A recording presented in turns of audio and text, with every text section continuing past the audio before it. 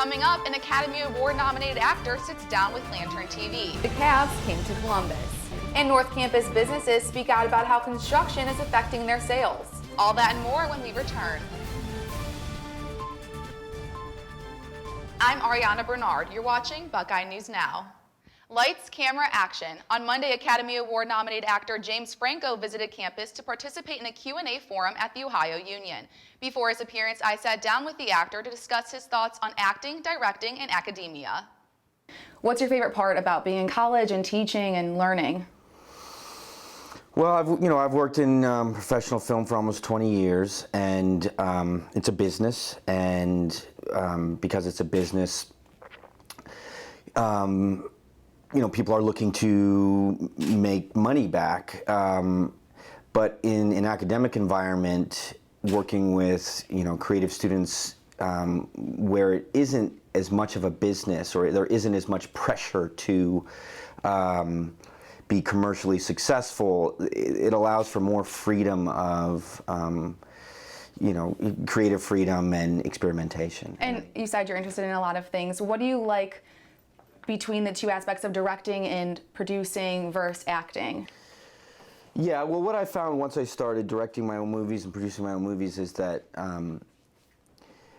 movies are truly a collaborative medium, and it changed my view somewhat about all the different positions on a movie set.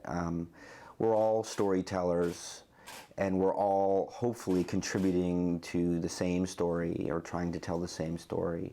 And so when I act as opposed to direct, I'm sort of doing the same thing, just from a specific position where when I'm directing I have other responsibilities, but in essence I'm still trying to do the same thing, tell a specific story.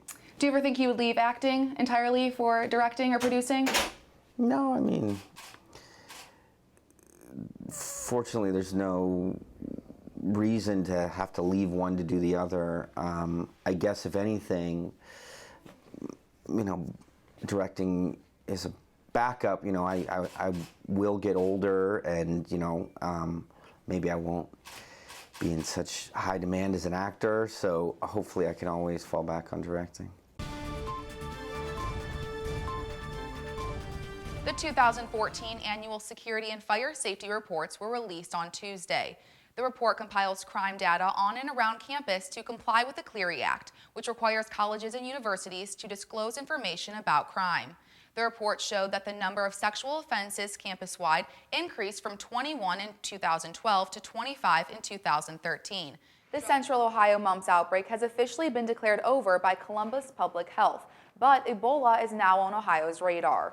The deadly virus that has taken many lives in West Africa now hits close to home. Amber Vinson, the second nurse who contracted the virus from a patient she was treating, flew out of Cleveland Hopkins International Airport to Dallas this Monday. Lantern Assistant Multimedia Editor Khalid Muallim spoke with officials on how Columbus will prepare for a potential Ebola outbreak. Most Ohio State students begin their time at the university at Welcome Week, and we're going to start the same way. From move-in day to Buckeye Frenzy, I was in the middle of all the Welcome Week action and spoke to some new Buckeyes about their first experiences on campus. One of the best ways for Ohio State students to feel welcome on campus is to attend the Involvement Fair, where they have the opportunity to join and participate in some of Ohio State's many student organizations and clubs, and to also pick up themselves some complimentary items. Speaking of Money Matters, North Campus construction is continuing to bring changes to the university, but it's taking a toll on local businesses on High Street. I spoke with some of these companies to get their thoughts on the ramifications that come from the constant construction on the other side of High. Although Noodles & Company denied the request to comment on camera, their general manager, Sean King, did provide some statements that stated they are seeing about a 10% reduction in sales compared to what they were seeing from last year. Tuition isn't cheap, and students are paying top dollar to go to college, but students at Ohio State can breathe a sigh of relief. The Board of Trustees has frozen in-state tuition for the past 2 years at just over $10,000, making it the 5th lowest in-state tuition in the Big Ten. Like Ohio State, the University of Minnesota and the University of Nebraska also froze their tuition, but others in the Big Ten raised their in-state averages by nearly 2%.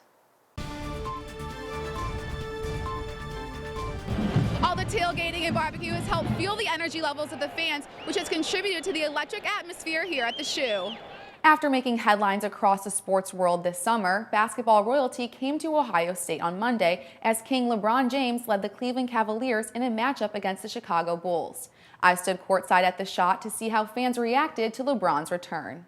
The Schottenstein Center served as the home court for the Cleveland Cavaliers as they faced off against the Chicago Bulls, and fans showed up to welcome back LeBron. Shortly after the Buckeyes became national champions, students and fans gathered on High Street in celebration.